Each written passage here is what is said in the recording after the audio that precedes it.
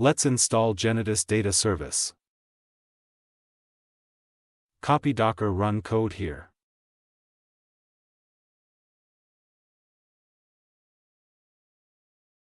Paste Docker run code on terminal. Enter your authentication service address in Jinx as environment.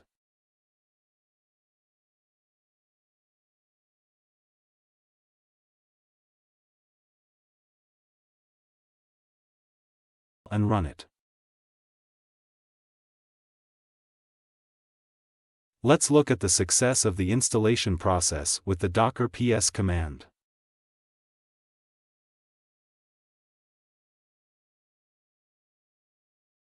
Let's configure Jinx. Since we added the authentication service and verify function before, I am not copying the entire content. I will just copy the configuration of the service. Copying Jinx code here.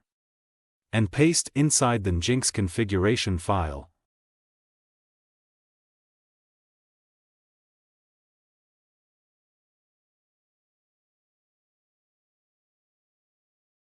Set proxy pass as the address of your service.